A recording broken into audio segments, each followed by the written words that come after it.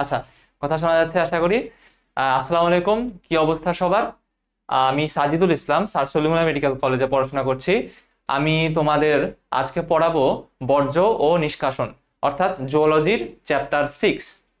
আচ্ছা, তো এই চ্যাপ্টার যেহেতু পড়ানো শুরু করব এবং তোমরা অবশ্যই সামনে এইচএসসি পরীক্ষা দিবে, তো এইচএসসি তে এই চ্যাপ্টার থেকে কি কি কোশ্চেন আসে সিকিউতে সেটা একটু আমরা অ্যানালাইসিস করে নিই। সো 5টা টপিকে এই চ্যাপ্টারটা ভাগ করা হয়েছে। টপিক 1 হচ্ছে বৃক্কের গঠন এবং কাজ। টপিক 2 বৃক্কের সূক্ষ্ম গঠন বা নেফ্রনের গঠন। 3 হচ্ছে রেচনের শারীরবৃত্ত এবং অর্নিথিন চক্র। আচ্ছা, তারপর 4 এ হচ্ছে অসমোরেগুলেশন। 5 এ কিডনি বিকল, প্রতিস্থাপন, ডায়ালাইসিস। এবং দেখতে পাচ্ছ যে টপিক 2, 3, 4 এগুলোতে 3 স্টার দেওয়া। সো এগুলো অনেক বেশি ইম্পর্টেন্ট, ইনভ্যারিয়েবলি বোর্ড কোশ্চেন এগুলো পাওয়া যায়। এবং অবশ্যই বৃক্কের গঠন কাজ তো অবশ্যই ইম্পর্টেন্ট। এবং মনে রাখবে টপিক 1 এবং 2 তে দুইটা ছবি আছে। সো এগুলো তোমাদের খুব ভালোভাবে আয়ত্ত করে নিতে হবে। আশা করি আমরা আস্তে আস্তে এটা শিখে ফেলবো। আচ্ছা, তো আমরা আজকে পড়া শুরু করি। আজকে হচ্ছে বর্জ্য এবং নিষ্কাশনের প্রথম ক্লাস, রাইট? সো ক্লাস শুরু করার আগেই আমি কিছু ইন্ট্রোডাকশন দিয়ে নিই যেন হচ্ছে তোমাদের পড়তে সুবিধা হয়। আচ্ছা, তো প্রথমেই বলে রাখি যে আমাদের বডিতে প্রতিনিয়ত অসংখ্য জৈব রাসায়নিক বিক্রিয়া সংঘটিত হচ্ছে। এগুলোকে অ্যাজ এ হোল বলা হয়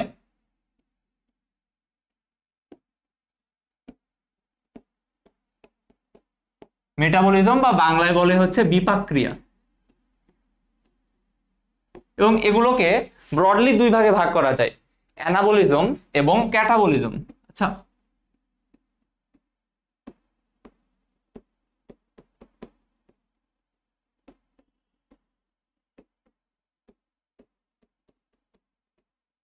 আচ্ছা, এই অ্যানাবলিজমের বাংলা হচ্ছে উপচিতি মূলক বিক্রিয়া, আর ক্যাটাবলিজমের বাংলা হচ্ছে অপচিতি মূলক বিক্রিয়া। অ্যানাবলিজম মানে হচ্ছে যেই সব মেটাবলিক প্রসেসে নতুন কোনো বস্তু তৈরি হয় তাকে বলা হয় অ্যানাবলিজম। আর ক্যাটাবলিজম হচ্ছে তার উল্টা। এখানে কি হয়, কোনো বস্তু ভাঙ্গে, যেই মেটাবলিজমে কোনো বস্তু ভাঙ্গে সেটাই ক্যাটাবলিক মেটাবলিজম, বা সোজা কথায় ক্যাটাবলিজম। আমরা একটু এক্সাম্পল জানি, এক্সাম্পল জানলে পড়া তুমি বুঝতে সুবিধা হবে তোমার। আচ্ছা, সো অ্যানাবলিজমের এক্সাম্পল মনে রাখবা যে যে কোনো কিছু নামের শেষেই সিনথেসিস, যে কোনো কিছু নামের শেষেই জেনেসিস, সেগুলো অ্যানাবলিজম। জেনেসিস, সিনথেসিস মানেই হচ্ছে কোনো কিছু নতুন কিছু তৈরি হওয়া, সৃষ্টি হওয়া, সংশ্লেষণ হওয়া। সো সেগুলো হচ্ছে অ্যানাবলিজমের আন্ডারে পড়ে। যেমন গ্লুকোনিওজেনেসিস।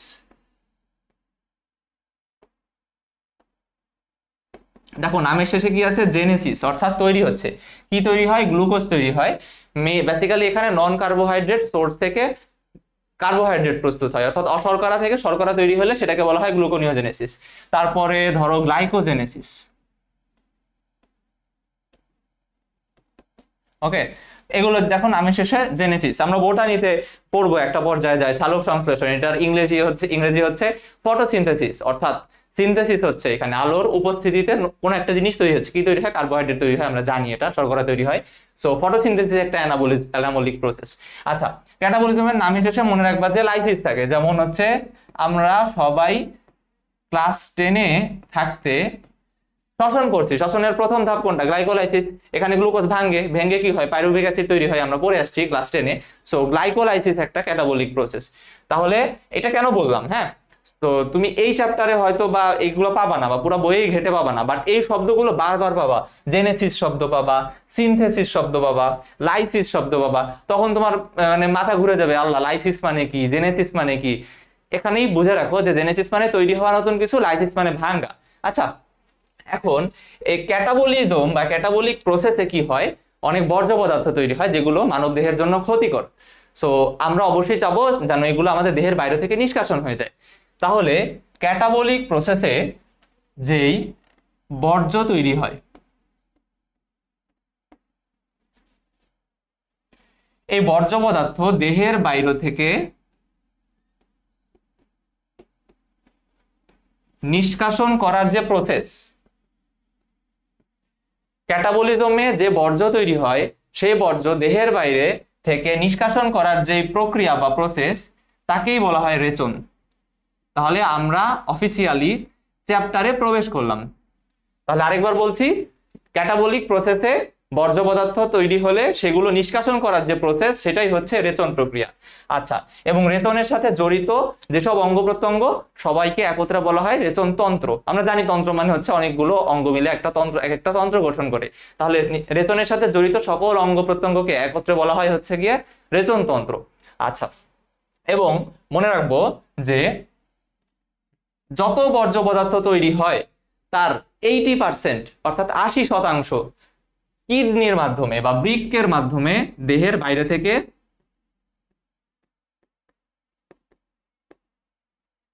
নিষ্কাশিত হয়। কতটুকু?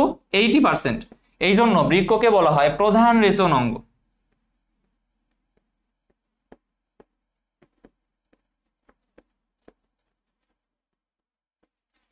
এছাড়া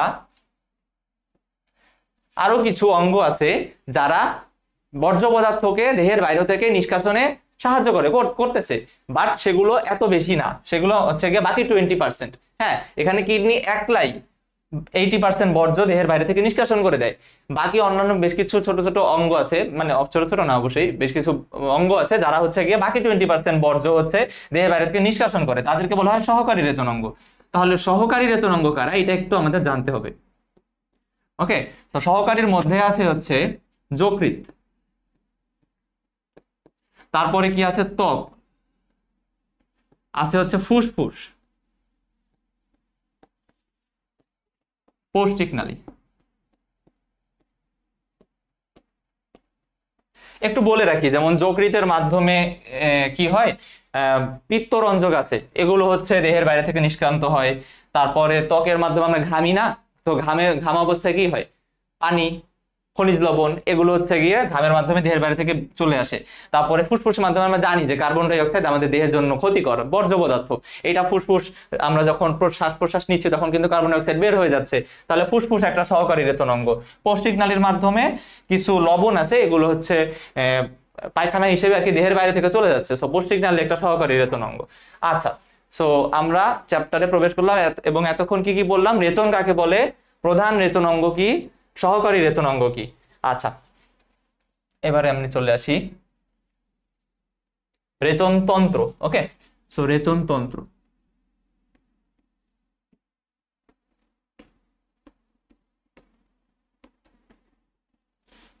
আচ্ছা, সো রেচন তন্ত্র পড়ানোর জন্য একটা ছবি আমাকে আঁকতে হবে। সো আমি একটা ছবি এঁকে নিই। হ্যাঁ,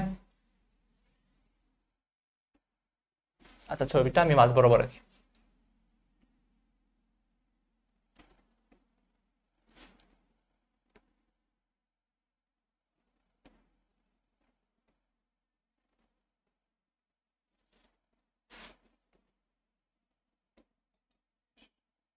আচ্ছা, তাহলে দেখো এখানে বৃক্ক আঁকলাম, বৃক্কের পরে কি আঁকলাম বলো তো, এটা আমাকে জানাও। হ্যাঁ, আচ্ছা, এরপরে একটা এরকম একটা থলির মতো একটা জিনিস আঁকলাম, যে হচ্ছে গিয়ে এই থলি থেকে ছোট্ট আরেকটা নালী বের হয়ে আসলো।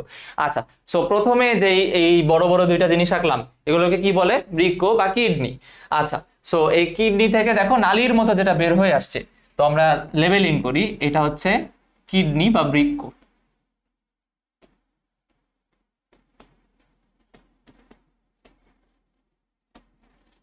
এই যে নালীর মতো যেটা বের হয়ে আসছে, এটা হচ্ছে ইউরেটার, বা তোমাদের বইয়ে লেখা দেখবা বাংলা আছে এটার একটা, তোমাদের অনেক সময় পরীক্ষায় দেখবা যে বাংলা দিয়ে দেয় স্যাররা, কেন দেয়, কারণ হচ্ছে গিয়ে তোমরা যেন একটু পরীক্ষা ভুল করে আসো, কারণ বাংলা অনেক সময় কনফিউজিং হয়ে যায়, তাই না। সো ইউরেটারের বাংলা হচ্ছে রেচন নালী।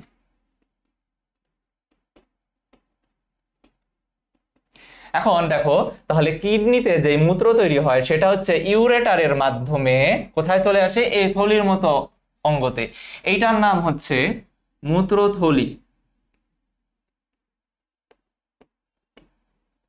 বা ইউরিনারি ব্লাডার।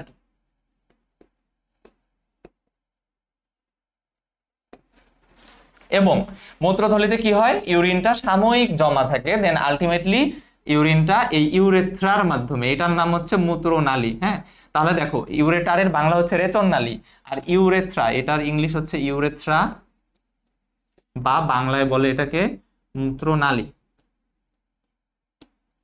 ওকে, তাহলে বৃক্কে মূত্র প্রস্তুত হয়, ইউরেটারের মাধ্যমে মূত্রথলিতে চলে আসে, দেন মূত্রথলিতে সাময়িক জমা থাকে, ইউরেথ্রার মাধ্যমে দেহের বাইরে থেকে নিষ্কাশিত হয়। তো আমরা বৃক্ক সম্পর্কে ইন ডিটেইলস জানবো, ইউরেটার, মূত্রথলি, ইউরেথ্রা বা মূত্রনালী সম্পর্কে একটু একটু করে জানবো। হ্যাঁ, 2-3 লাইন করে জানলেই হবে। সো বৃক্কটা যেহেতু অনেক ডিটেলসে জানবো, আমরা বৃক্কটা সম্পর্কে একটু পরে পড়ি। আগে আমরা ইউরেটার, মূত্রথলি এবং মূত্রনালী সম্পর্কে একটু করে জানি। ইউরেটার সম্পর্কে কিচ্ছু জানা লাগে না, একটা জিনিস যা জানলেই হয়, সেটা হচ্ছে ইউরেটারের দৈর্ঘ্য কতটুকু। ইউরেটারের দৈর্ঘ্য, এটাকে আমরা অন্য কালি দিয়ে লিখি, ইউরেটারের দৈর্ঘ্য 25 সেন্টিমিটার। আচ্ছা, এখানে একটা কথা বলে রাখি, এই যে 25 সেন্টিমিটার, আমাদের বডিতে, হিউম্যান বডিতে দুইটা সংখ্যার অনেক মাহাত্ম্য আছে। একটা হচ্ছে 25 সেন্টিমিটার, একটা 45 সেন্টিমিটার। এটা তোমাদের মানে এইচএসসির জন্য লাগবে না, বাট অ্যাডমিশনে যায় দেখবা যে অনেক বইয়ে অনেক কিছু লেখা, অনেক ইনফরমেশন আমরা আস্তে আস্তে করে এখান থেকেই জেনে যাই। হ্যাঁ, কেমন? তাহলে 25 সেন্টিমিটারে আর কি কি আছে দেখো। তুমি এখানে শিক্ষা নিচ্ছ, শিক্ষার ইংরেজি হচ্ছে এডুকেশন, রাইট? সো আমরা ছোট করে লিখবো এডু। 25 সেন্টিমিটারে আছে হচ্ছে এডু। ই দিয়ে কি হয়? ইসোফেগাস। ইসোফেগাসের বাংলা হচ্ছে অন্ননালী। হ্যাঁ, অন্ননালী। তাহলে আমি এখানে ইসোফেগাসই লিখি। অর্থাৎ আমরা খাবার খাওয়ার পরে যে নালীর মাধ্যমে খাবারটা আলটিমেটলি পাকস্থলীতে যায়, পৌঁছায়। ডি দিয়ে হচ্ছে ডিওডেনাম। ডিওডেনাম কি? ক্ষুদ্রান্ত্র বা স্মল ইন্টেস্টাইন। এটা 3টা পার্ট। প্রথম পার্টটা হচ্ছে ডিওডেনাম। এই ডিওডেনামের লেংথ হচ্ছে বা দৈর্ঘ্য হচ্ছে 25 সেন্টিমিটার। ইসোফেগাস বা অন্ননালী 25 সেন্টিমিটার, এবং ইউ দিয়ে কি হয় অলরেডি আমরা পড়তেইছি যে ইউরেটার হচ্ছে 25 সেন্টিমিটার দৈর্ঘ্য। ওকে, তাহলে ইউরেটার 25 সেন্টিমিটার। বাকিটা অ্যাডমিশনের জন্য, এখন তোমার খুব একটা লাগবে না, দেখে রাখো। হ্যাঁ, আচ্ছা। তারপরে ইউরিনারি ব্লাডার। ইউরিনারি ব্লাডার সম্পর্কেও দুইটা ইনফো জানলেই হয়। হ্যাঁ, দুইটা ইনফরমেশন। 1 নম্বর ইনফরমেশন হচ্ছে ইউরিনারি ব্লাডারের মাসলটার একটা, মানে এটার যে পেশিটার একটা খুব সুন্দর নাম আছে। হ্যাঁ, এটার নাম হচ্ছে ডেট্রুসার। ডেট্রুসর। আমি ইংলিশে লিখতেছি কারণ নামটা ইংলিশ। So ডেট্রুসর muscle. হ্যাঁ, তুমি এটা বাংলায় বইয়ে দেখবা, ডেট্রুসর। ডেট্রুসর মাসল বা ডেট্রুসর পেশি। হ্যাঁ, নেক্সট হচ্ছে ইউরিনারি ব্লাডারের ধারণ ক্ষমতা। এখন ইউরিনারি ব্লাডারের ধারণ ক্ষমতা দুইটা সংখ্যা দেওয়া আছে। দুইটা সংখ্যা কেন দেওয়া সেটা বলছি। ইউরিনারি ব্লাডারের এমনিতে টোটাল ক্যাপাসিটি হচ্ছে 700 থেকে 750 মিলিলিটার, অর্থাৎ টোটাল ক্যাপাসিটি। এর বেশি আর সে মূত্র এখানে রাখতে পারবে না। হ্যাঁ, আচ্ছা।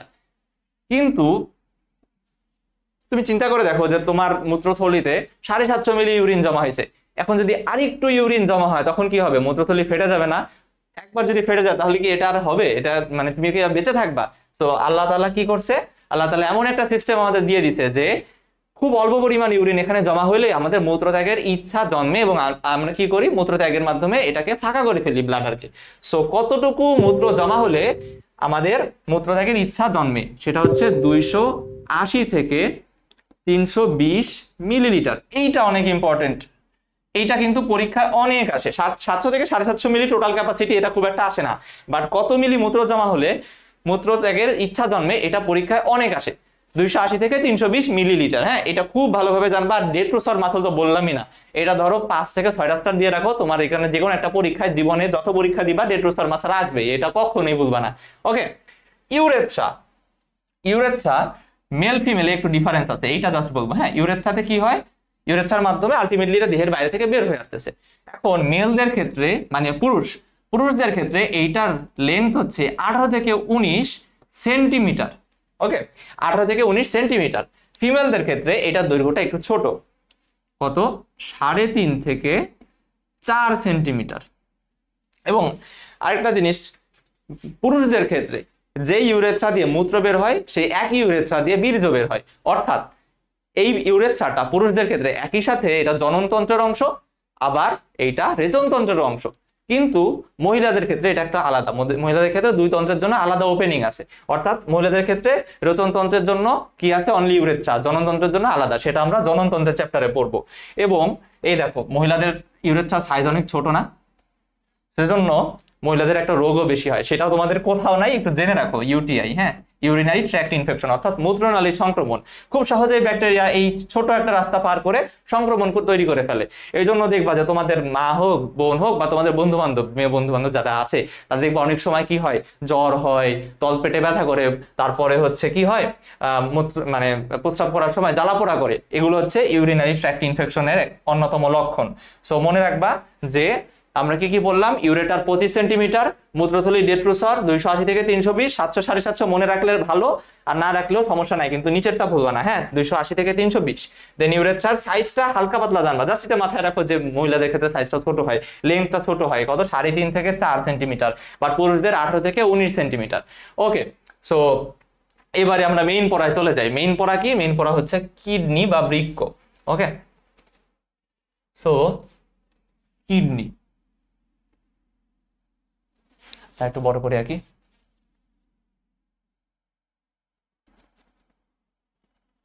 কিডনিটা দেখতে কেমন লাগতেছে? এটা দেখতে হচ্ছে শিমের বীজের মতো। ওকে, আরেকটা কথা, আমি খুব একটা বৃক্ক শব্দ ব্যবহার করব না, কারণ প্র্যাকটিক্যাল লাইফে আমরা কখনো বৃক্ক শব্দ ব্যবহার করি না। হ্যাঁ, আই গেস তোমার কোনো আত্মীয় স্বজনের কিডনি রোগ হয়েছে, যে এসে বলতেছে না যে আমার বৃক্কের সমস্যা হয়েছে, কেউ বলে না, অলওয়েজ কিডনি শব্দটা ইউজ করে। সো আমরা পড়াশোনা করব বাস্তবসম্মত উপায়ে। হ্যাঁ, বইয়ে অনেক কিছুই লেখা থাকবে, আমরা বইয়েরটা খাতায় লিখবো, কিন্তু পড়ার সময় অ্যাটলিস্ট কিডনি শব্দটা আমরা বেশি ইউজ করবো। ওকে, তো যাই হোক, সো কিডনির শেপটা কিরকম হয়? এটার শেপটা হচ্ছে শিমের বীজের মতো। হ্যাঁ, এটা কিন্তু ওই সিম না, মানে বাংলা লিঙ্ক গ্রামীণ ফোন সিম না, এটা হচ্ছে শিম, আমরা যে খাই সে শিম বীজের মতো। এবং এটার কালার তো এখন দেখে আমি বোঝাতে পারবো না, তুমি যদি বইয়ে দেখো বা গুগল করে দেখো যে কিডনি দেখতে কিরকম, এটার কালারটা দেখবা যে হচ্ছে কালচে লাল। হ্যাঁ, দেখতে অনেকটা তোমার মনে হবে যে ব্রাউন কালার, কিন্তু আসলে এটাকে বইয়ের ভাষায় কালচে লাল লেখা। হ্যাঁ, কালচে লাল। সো এইটুকু আমরা জানবো না। আচ্ছা, দেন এইটার লোকেশন, হ্যাঁ, এটা বডির কোন জায়গায়, এবং কিডনি কয়টা? দুইটা, মেরুদণ্ডের দুই সাইডে। এবং এটা কোথায়? এটা কি বুকের দিকে থাকে? না, এটা বুকের দিকে থাকে না, এটা কোমর অঞ্চলে। হ্যাঁ, কোমর অঞ্চলকে তোমাদের বাংলা ভাষায় লেখা হচ্ছে কটিদেশ। কটিদেশ বা কোমর অঞ্চল, আমরা কোমরটাই লিখি। হ্যাঁ, কিন্তু বায়োলজিতে বা মেডিকেলে আমরা হচ্ছে, মেডিসিনে আমরা হচ্ছে কোমরকে কোমর লিখি না, আমরা হচ্ছে ইংলিশে বলি লাম্বার রিজিয়ন। হ্যাঁ, তাহলে এটা কোথায়, কোন অঞ্চলে? লাম্বার রিজিয়নে অবস্থিত। এবং আমাদের বডিতে তো অনেক অর্গান, লাইক হার্ট আছে, লাং আছে, তারপরে কিডনি, এবং এগুলোকে করা হয় কি, এগুলোকে যে ভার্টিব্রা আছে, তোমরা ভার্টিব্রা চ্যাপ্টারে গেলে পড়বা, ভার্টিব্রার সাথে তুলনা করে এটা লেভেল বলা হয়। এখন আমি এটাকে এত কমপ্লেক্স করবো না, জাস্ট মাথায় রাখো যে এইটার যে উপরের প্রান্ত সেটা হচ্ছে 12 নাম্বার, অর্থাৎ T12 এর লেভেলে থাকে, 12 নাম্বার বক্ষদেশীয় কশেরুকার লেভেলে। এবং এইটার যে নিচের প্রান্ত সেটা থাকে হচ্ছে 3 নাম্বার লাম্বার ভার্টিব্রাল লেভেলে। তাইলে কিডনির উপরের প্রান্ত থাকে হচ্ছে T12 এবং নিচের প্রান্ত থাকে L3, এবং আমরা এটা আসলে খুব সহজে বলি T12 থেকে L3। এটা জাস্ট এমনি মাথায় রাখো, এটা তেমন ইম্পর্টেন্ট না, এমনি বই আছে তাই হালকা বলে দিলাম তোমার জন্য, বই পড়তে গেলে সুবিধা হয়। হ্যাঁ, এটা আমরা একটু পরেই বই দেখবো, তখন দেখলেই হয়ে যাবে। আচ্ছা, সো এগুলো পড়া হয়ে গেছে। আর একটা আমরা চলে আসবো হচ্ছে গিয়ে গঠন। হ্যাঁ, বাহ্যিক গঠন।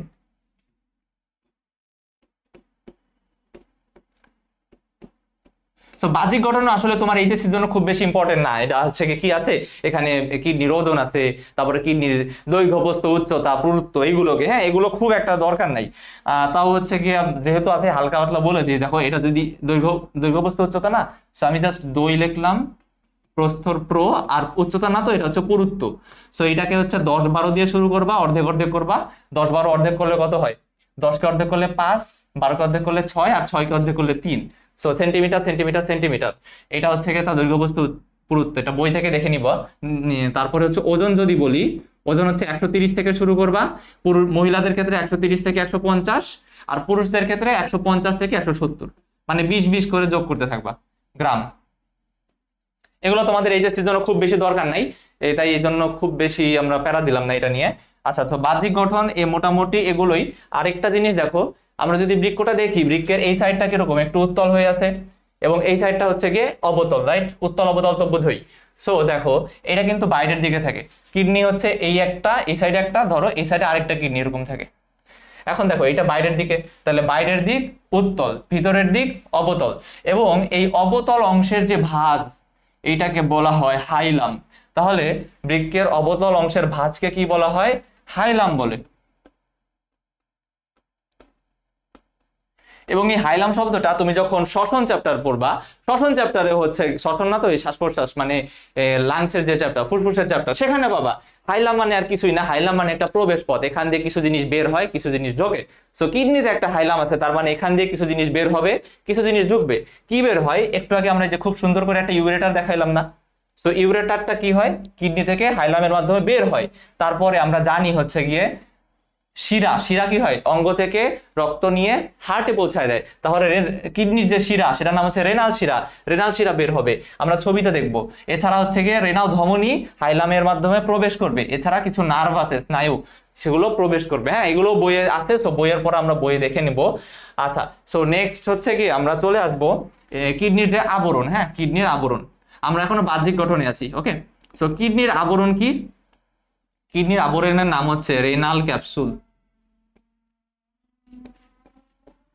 রেনাল ক্যাপসুল, কিডনির আবরণের নাম রেনাল ক্যাপসুল। এখন একটা কথা বলে রাখি, তুমি এই যে এখানে একবার আবরণ পড়বা, কিডনির আবরণ, রেনাল ক্যাপসুল, আবার আরেকটা চ্যাপ্টারে যায় অন্য আরেকটা অর্গান আছে, সেটার আরেকটা আবরণ, এমন করে একবারে মানে বারবার করে তুমি মুখস্থ করাচ্ছে, একবার একটু জেনে রাখো, জাস্ট একবার জেনে রাখো, পরের চ্যাপ্টার যখন পড়বা তখন আবার আসবে, আরেকবার পড়া হয়ে যাবে, রিভিশন হবে। সো কিছু কিছু গুরুত্বপূর্ণ অঙ্গের আবরণ আমি বলে দিই। হ্যাঁ, যকৃৎ বা লিভার, লিভারের যে আবরণ সেটার নাম হচ্ছে গ্লিসন্স ক্যাপসুল, এটা জানো। তারপরে হার্ট বা হৃৎপিণ্ড, হৃৎপিণ্ডের আবরণ পেরিকার্ডিয়াম। ওকে, আর ব্রেইন, ব্রেইনের আবরণ মেনিনজেস, এইটা খুব গুরুত্বপূর্ণ, জেনে রাখো। হ্যাঁ, তাহলে লিভার, হার্ট, ব্রেইন, তিনটার আবরণ জানলাম। আর আমরা জানলাম যে কিডনির আবরণ রেনাল ক্যাপসুল, রেনাল ক্যাপসুল। তাহলে কি কি জানলাম? কিডনির লেভেলটা T12 থেকে L3, তারপরে এটার শেপটা কিরকম? শিমের বীজের মতো, রং হচ্ছে কালচে লাল, এটা লাম্বার রিজিয়নে অবস্থিত। তারপরে বাহ্যিক গঠন, দৈর্ঘ্য, বস্তু, উচ্চতা, ওজন, এটা তুমি নিজ দায়িত্বে একটু দেখে নিবা, আমি জাস্ট ট্রিকটা বলে দিলাম। আবরণ হচ্ছে রেনাল ক্যাপসুল এবং অন্যান্য 2-3টা অর্গানের আবরণ জেনে নিলাম। এবং এটার যে প্রবেশ পথ, প্রবেশ পথ বলবো না, আমরা বলবো হচ্ছে অবতল অংশের ভাঁজকে হাইলাম বলে। হাইলাম দিয়ে কি কি প্রবেশ করে, কি কি বের হয়, এটা আমরা এখনই দেখে নিব। আমরা এরপরে অভ্যন্তরীণ গঠনে যাব, তার আগে একটু বই দেখে নিই। হ্যাঁ, নেক্সট হচ্ছে বৃক্কের গঠন। এই দেখো, এগুলো হচ্ছে এখন খুব একটা দরকার নাই বোর্ডের জন্য, জাস্ট বলার তাই বললাম। দেখো, তারপরে এই যে গুরুত্বপূর্ণ অংশ, অবতল অংশের ভাঁজ, অবতল অংশের ভাঁজ, এই যে এটা তো, আচ্ছা যাই হোক, আগে তো দেখিয়েছি। আচ্ছা যাই হোক, সো এই যে অবতল অংশের ভাঁজ হাইলাম, হাইলামের মধ্যে দিয়ে কি কি প্রবেশ করে, কি কি বাইর হয়, হ্যাঁ, এগুলো তো বলা হয়ে গিয়েছে। আর এখানে একটা কথা বলছে যে রেনাল শিরা হচ্ছে দেহের সবচেয়ে বড় শিরা, এটা একটু দেখে রাখবে। তারপরে যে বৃক্ক ক্যাপসুল বা রেনাল ক্যাপসুল। এবং আচ্ছা, এখানে আরেকটা কথা আমি মিস করে গিয়েছি, সেটা হচ্ছে কিডনির উপরে হলুদ কালারের এরকম একটা গ্ল্যান্ড থাকে, টুপির মতো। এটাকে বলে কি? এটাকে বলে অ্যাড্রিনাল গ্ল্যান্ড, অ্যাড্রিনাল গ্ল্যান্ড কিডনির উপরে। হ্যাঁ, কিডনির উপরে থাকে, এটাকে বলে অ্যাড্রিনাল গ্ল্যান্ড। আচ্ছা, এবারে চলে আসি হচ্ছে গিয়ে বৃক্কের অন্তর্গঠন। আমরা তখন বাহ্যিক গঠন দেখেছি, সো এবারে আমরা চলে আসি বৃক্কের অন্তর্গঠন। আচ্ছা, একটু দেখে নি, হ্যাঁ, বৃক্কটা কেমন। দেখো, এটার বাইরের একটা লেয়ার আছে, মাঝে একটা লেয়ার, তারপরে একদম ভিতরে আরেকটা পার্ট। আচ্ছা, এখন আমরা একটা ছবি আঁকবো, সো আমরা ছবিতে চলে যাই।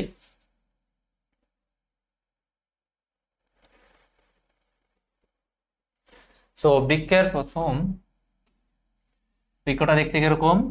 শিম বীজের মতো, রাইট? এটা বাইরের অংশ উত্তল, ভিতরের অংশ অবতল। এই যে উত্তল পার্ট, অবতল পার্ট আঁকলাম। আচ্ছা, এখন দেখো, আমরা জানি যে বৃক্ক থেকে কি বের হয়ে আসে? ইউরেটার আর রেনাল ধমনী। রেনাল ধমনীটা আমরা একটু পরে আঁকবো। এখন ইউরেটারটা বৃক্কের ভিতরে ঢোকা মাত্র, হাইলাম পার করা মাত্র কি হয়ে যায়? পেলভিস। ওকে, পেলভিস। এখন তাহলে এই যে পেলভিস আঁকলাম, এখন আমরা জানি পেলভিস আবার কি হয়? 2-3টা বড় বড় ব্রাঞ্চ দেয় বা শাখায় ভাগ হয়, সেটাকে বলে মেজর ক্যালিক্স। তাহলে একটু লিখেই ফেলি, এটা হচ্ছে ইউরেটার,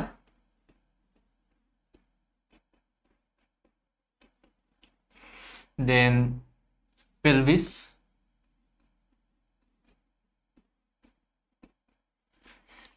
এই যে পেলভিস কি হইলো, বড় বড় দুই তিনটা শাখায় ভাগ হলো, এটাকে বলে মেজর ক্যালিক্স।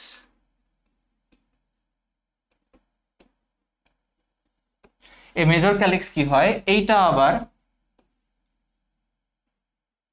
ছোট ছোট কয়েকটা শাখায় ভাগ হয়।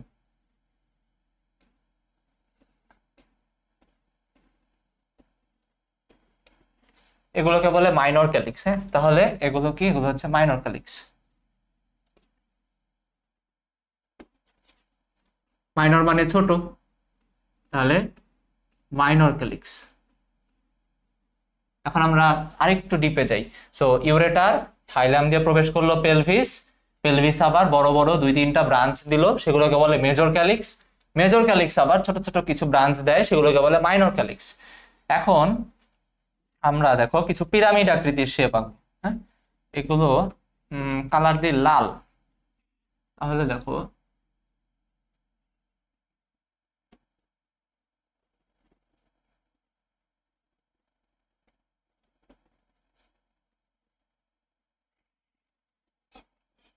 আচ্ছা, তাহলে দেখো এই যে কিছু পিরামিড আকৃতির কিছু ছবি আঁকলাম।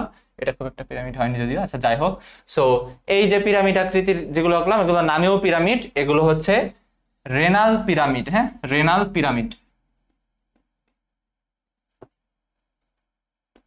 Renal pyramid.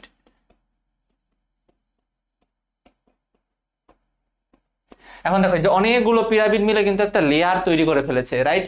সো এই যে যেই লেয়ারটা, এইটাকে বলে হচ্ছে মেডুলা। ওকে, মেডুলা। তাহলে এই যে অংশটা, এই পুরাটা, হ্যাঁ, এই অংশটাকে বলে মেডুলা। তাহলে মেডুলা। এবং বাইরের যে অংশটা বাকি আছে, অর্থাৎ এই যে অংশটুকু, এটাকে বলে হচ্ছে গিয়ে কর্টেক্স। তোমরা জেনে খুবই খুশি হবে, তোমাদের আসলে কিডনির ছবি আঁকা শেষ। তোমাদের মোটামুটি এরকম একটা আরেকটু সুন্দর করে আঁকতে পারো, যেহেতু বোর্ডে আছে। আমি অত ডিটেলসে আঁকতে পারিনি, কিন্তু আরেকটু সুন্দর করে তুমি যদি খাতায় আঁকতে পারো, আমি শিওর 100-এ 100 দিবে। হ্যাঁ, 100 না তো যত মার্কস তততে তত দিবে, একদম ফুল মার্কসই পাবা। তাহলে আরেকবার বলি, ইউরেটার, ইউরেটার এখান দিয়ে প্রবেশ করলো, হাইলাম দিয়ে প্রবেশ করা মাত্র সেটা হচ্ছে পেলভিস। পেলভিসটা দুই তিনটা বড় বড় ব্রাঞ্চ দেয়, সেটাকে বলে মেজর ক্যালিক্স। মেজর ক্যালিক্স হচ্ছে আরো ছোট ছোট ব্রাঞ্চ দেয়, সেগুলোকে বলে মাইনর ক্যালিক্স। এবং এই যে দেখো, মাইনর ক্যালিক্সের মাথায় থাকে হচ্ছে পিরামিড আকৃতির কিছু শেপ, এগুলোর নাম রেনাল পিরামিড। হ্যাঁ, এবং এই রেনাল পিরামিড মিলে সব এইটুকু অংশ মিলে তৈরি করে হচ্ছে গিয়ে মেডুলা। এবং সবচেয়ে বাইরের যে অংশ, সেটাকে বলে হচ্ছে কর্টেক্স। এবং দেখো, কর্টেক্সের কিছু পার্ট দুইটা রেনাল পিরামিডের মাঝখানে প্রবেশ করেছে না, এবং এই অংশটা কিরকম কলাম শেপ, এটার নামেও কলাম আছে, এটার নাম হচ্ছে রেনাল কলাম। Renal column. আমি মোটামুটি সবই পড়িয়ে ফেলেছি, হালকা পাতলা আর একটু বলি। যেমন ধরো এই যে পিরামিড, পিরামিডের এই চূড়ার পার্টটা, এই চূড়ার পার্ট দেখো ওপেন করছে না মাইনর ক্যালিক্সে, এই অংশটাকে বলা হয় হচ্ছে প্যাপিলা, এটাকে বলে প্যাপিলা। তাহলে রেনাল পিরামিডের যে চূড়া, সেটাকে বলে প্যাপিলা। তারপর এই দেখো রেনাল পিরামিডের গোড়াটা কোন দিকে, কর্টেক্সের দিকে আছে না? এই তো তোমার মোটামুটি পড়া হয়ে গেছে। আমি এবার একটু বই থেকে দেখাই, দেখো অলমোস্ট সবই পড়ানো হয়ে গিয়েছে। এই যে হচ্ছে অন্তর্গঠন, রাইট? আশা করি দেখতে পাচ্ছ, আর একটু বড় করে নেই। আচ্ছা, সো এই দেখো বৃক্কের যে লম্বচ্ছেদ, লম্বচ্ছেদ মানে এটাকে লম্বালম্বি কাটা হয়েছে। আচ্ছা, এই যে এটাকে এইভাবে কাটা হয়েছে, সো এটার জন্য লম্বচ্ছেদ বলে। তিনটা সুস্পষ্ট রিজিয়ন পাওয়া যায়। সবার বাইরে হচ্ছে কি পাবো আমরা, কর্টেক্স পাবো, এই যে কর্টেক্স সবার বাইরে। তারপর তারপর আমরা কি পাবো, মধ্যখানে হালকা লাল রঙের মেডুলা, এই যে রিজিয়নটা, এটাকে বলা হয় হচ্ছে মেডুলা। তারপরে একদম ভিতরে পাবো সাদাটে পেলভিস, এই রিজিয়নটাকে বলে পেলভিস। আচ্ছা, দেন চলে যাই হচ্ছে সবচেয়ে বাইরের, এগুলো খুব একটা দরকার নেই। এখন দেখো এই যে মেডুলা, মেডুলাতে কি থাকে, 8 থেকে 18টা পিরামিড থাকে, রেনাল পিরামিড। এই যে পিরামিড, হ্যাঁ, কয়টা, 8 থেকে 18টা। দেন হচ্ছে এই যে দেখো চূড়ার দিকে, চূড়ার দিকে প্যাপিলা থাকে। হ্যাঁ, 10 থেকে 25টা ছিদ্রযুক্ত চূড়া বা প্যাপিলা, এটা হচ্ছে রেনাল পিরামিডের চূড়া বা অ্যাপেক্সে, এই যে এই রিজিয়নে এখানে থাকে প্যাপিলা। ওকে, আচ্ছা, তারপর আমরা পরের যে পেজ সেটাতে চলে যাই। পরের পেজে এই দেখো দুইটা রেনাল পিরামিড, হ্যাঁ, দুইটা রেনাল পিরামিড। কর্টেক্সের কিছু অংশ স্তম্ভের মতো বা কলামের মতো মেডুলার গভীরে প্রবেশ করেছে, এটাকে বলা হয় রেনাল কলাম। এই দেখো এই যে রিজিয়ন, কি বলে, এটার আগের ছবিটা দেখায়, হ্যাঁ, এই যে এইটাকে বলা হয় হচ্ছে রেনাল কলাম, এই রিজিয়নটা, এই জন্যকে বলে হচ্ছে রেনাল কলাম। আচ্ছা, তারপরে দেখো এই যেগুলো বলেছি, রেনাল পেলভিস, রেনাল পেলভিস হচ্ছে গিয়ে ফানেলের মতো। এইটা একটু জেনে রাখবে যে রেনাল পেলভিস, এটা শেপটা কিরকম, ফানেলের মতো না? ফানেল কিরকম হয়, একটা অংশ চওড়া হয় আর ক্রমাগত পরের যে আরেকটা এন্ড সেটা একটু ন্যারো হয়, তো এটা funnel shape. So renal pelvis যেটা, এটা শেপটা ফানেলের মতো, এটা পরীক্ষায় আসে, এজন্য একটু মনে রাখবে। তারপরে দেখো এই যে 2 থেকে 3টা মেজর ক্যালিক্স, দেন মাইনর ক্যালিক্স। তোমাদের মোটামুটি আজকের যেই পড়া সেটা প্রায় শেষের দিকে, লাস্ট পড়া সেটা হচ্ছে বৃক্কের কাজ। হ্যাঁ, এবং বৃক্কের কাজ কিন্তু ওই যে বললাম টপিক 1-এ কিন্তু বৃক্কের কাজ এবং গঠন পুরাটা টাইম আমরা বৃক্কের গঠন করেছি, কাজটা হয়তোবা শেষের দিকে পড়বো, কিন্তু এটা কিন্তু ইকুয়ালি ইম্পর্টেন্ট। হ্যাঁ, বৃক্কের গঠন যেমন ইম্পর্টেন্ট, বৃক্কের কাজও একই রকম ইম্পর্টেন্ট, এজন্য আমরা এটাকে আর একটু ভালোভাবে পড়ে আজকের মতো শেষ করি। হ্যাঁ, সো দেখো রক্তের পরিশোধন পরীক্ষার খাতায় যখন আসবে, সব তো লেখার সময় নাই, অবশ্যই পয়েন্টগুলো মাস্ট মাথায় রাখবা, মেইন যে পয়েন্ট, হ্যাঁ, হেডিং গুলো খুব ভালো করে মাথায় রাখবে। হ্যাঁ, রক্তের পরিশোধন, তারপর অসমোরেগুলেশন, এগুলো আস্তে আস্তে আমরা জানবো। হ্যাঁ, কিন্তু মনে রাখবে পরীক্ষার খাতা এইচএসসি তে কিন্তু ইনভ্যারিবলি কোশ্চেন আসে, সো পয়েন্ট গুলো মাস্ট মাথায় রাখবে। একটু সহজ করে দিই তোমাদের জন্য, যেমন দেখো এখানে 4টা নিয়ন্ত্রণের পয়েন্ট আছে, পিএইচ নিয়ন্ত্রণ, সাম্যতা নিয়ন্ত্রণ, লবণের সাম্যতা, অভিস্রবণ নিয়ন্ত্রণ, রক্তচাপ নিয়ন্ত্রণ। তাহলে আমরা নিয়ন্ত্রণে একসাথে 4টা পয়েন্ট মনে রাখতেই পারি। এই যে অসমোরেগুলেশন, এটা নিয়ে আলাদা পড়াই আছে, আমরা এই যে 5টা টপিক দেখালাম, 5টা টপিকের একটা কিন্তু অসমোরেগুলেশন, এটা আমরা পড়বো। রক্তের পরিশোধন, এটা কে না জানে যে রক্ত পরিশোধিত হয়, তো এটা তো আমরা জানি। আচ্ছা, এখন দেখো আমি আজকের শেষ পড়া হিসেবে এই কিছু ছোট টপিক হালকা বলে দিই। হ্যাঁ, এটা হালকা একটু জানলেই হবে। যেমন এই দেখো, বৃক্কে থেকে কিছু হরমোন উৎপাদিত হয়, এটা আমি পার্সোনালি এপিই দিয়ে মনে রাখতাম, এফ। সো এ দিয়ে হচ্ছে অ্যানজিওটেনসিন, তারপর পি দিয়ে হচ্ছে প্রোস্টাগ্ল্যান্ডিন, আর ই দিয়ে এরিথ্রোপয়েটিন। এরিথ্রোপয়েটিন নামটা হয়তোবা তোমার চেনা চেনা লাগতে পারে, আমি একটু চিনিয়ে দিই। সেটা হচ্ছে এই যে রক্ত চ্যাপ্টার, আমরা জানি যে রক্তে 3টা কণিকা আছে, একটা কণিকা হচ্ছে লোহিত রক্তকণিকা, সেইটার একটা নাম এরিথ্রোসাইট। সো লোহিত রক্তকণিকা তৈরির যেই প্রসেস, সেইখানে হচ্ছে এই এরিথ্রোপয়েটিনটা অন্যতম গুরুত্বপূর্ণ ভূমিকা পালন করে।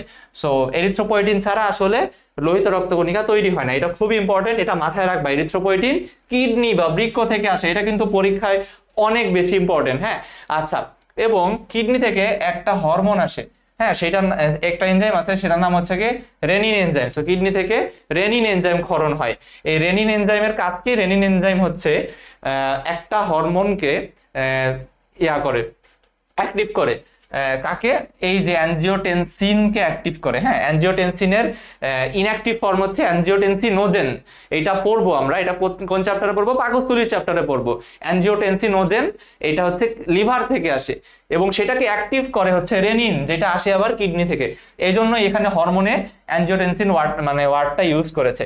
দেন এনজাইম তো পড়লাম, হোমিওস্ট্যাসিস এটা হালকা দেখলেই হবে। গ্লুকোনিওজেনেসিস আজকে ক্লাসে পড়িয়েছি, গ্লুকোনিওজেনেসিস মানে কি, এটা কিন্তু কিডনিতে হয়। হ্যাঁ, আচ্ছা, আর লাস্টে একটা খুব গুরুত্বপূর্ণ, সেটা হচ্ছে ভিটামিন ডি অ্যাক্টিভ হয় কিডনিতে। লাস্ট পড়া, ভিটামিন ডি কোথায় অ্যাক্টিভ হয়? কিডনিতে। ওকে, আচ্ছা, সো আজকের পড়া মোটামুটি এটুকুনি। আমি জাস্ট লাস্ট একবার রিক্যাপিচুলেট করি। হ্যাঁ, শুরু থেকে আরেকবার জাস্ট দেখি। টপিক 1 এগুলো তো আমরা দেখবো পরে। আচ্ছা, সো মেটাবলিজম, অ্যানাবলিজম, ক্যাটাবলিজম। ক্যাটাবলিজমে বর্জ্য তৈরি হয়, বর্জ্য নিষ্কাশন, রেচন।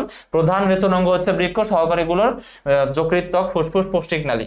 আচ্ছা, দেন এই যে এটা হচ্ছে রেচন তন্ত্র, বৃক্ক, ইউরেটার 25 সেন্টিমিটার। দেন মূত্রথলি সাময়িক জমা থাকে ডেট্রোসল 280 থেকে 320। দেন হচ্ছে মূত্রনালী, পুরুষদের ক্ষেত্রে লেংথটা একটু লম্বা আর মহিলাদের ক্ষেত্রে একটু ছোট। আচ্ছা, তারপর চলে আসি হচ্ছে বৃক্ক। হ্যাঁ, সো বৃক্কের যে অবতল অংশের ভাঁজটা, সেটাকে কি বলে? হাইলাম বলে। এইটার যে লেভেল T12 থেকে L3, অর্থাৎ 12 নাম্বার বক্ষদেশীয় কশেরুকা থেকে 3 নাম্বার লাম্বার কশেরুকা পর্যন্ত। তারপরে শিমের বীজের মতো লালচে লাল, কালচে লাল। তারপর হচ্ছে লাম্বার রিজিয়ন বা কোমর অঞ্চলে অবস্থিত, এটার আবরণ রেনাল ক্যাপসুল।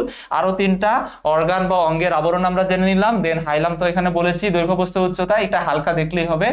দেন চলে আসি হচ্ছে মেইন পার্ট, এই আজকের দিনের পড়ার মেইন অংশ হচ্ছে এইটা। সো কিডনি, মানে কিডনি যে ছবিটা, সো ইউরেটার, দেন হচ্ছে ইউরেটার হাইলাম দিয়ে প্রবেশ করলে pelvis, major calyx, minor calyx, then এই যে মেডুলা, মেডুলা গেলে মিলে মেইনলি মানে মেডুলার মেইন পার্ট কোনটা, renal pyramid, right? So renal pyramid কয়টা? রেনাল পিরামিড হচ্ছে 8 থেকে 18টা পড়েছি। তারপর হচ্ছে একদম বাইরের অংশ, সেটাকে বলা হচ্ছে রেনাল কর্টেক্স, এবং কর্টেক্সের কিছু অংশ রেনাল দুইটা পিরামিডের মাঝখানে কলামের মতো প্রবেশ করে, সেটাকে বলা হচ্ছে রেনাল কলাম। প্যাপিলা হচ্ছে পিরামিডের যেই চূড়ার অংশ, এটাকে বলা হয় রেনাল প্যাপিলা। আচ্ছা, তো আজকের দিনের লাস্ট পড়া তো কাজ তো আমরা পড়ে নিয়েছি। আশা করি তোমরা এখান থেকে যে কোনো কোশ্চেন আসুক না কেন পারবা। আরেকবার মনে করিয়ে দেই, আজকের পড়ার মধ্যে তোমার এইচএসসির জন্য মোস্ট ইম্পর্টেন্ট বৃক্কের যে ছবি, সেই ছবিটা আর বৃক্কের কাজ। তুমি আর যাই হোক এইটা সবার আগে পড়বা। এইচএসসি মোটামুটি এখান থেকে আর কিছু আসার সম্ভাবনা নাই। আচ্ছা, অল দ্য বেস্ট।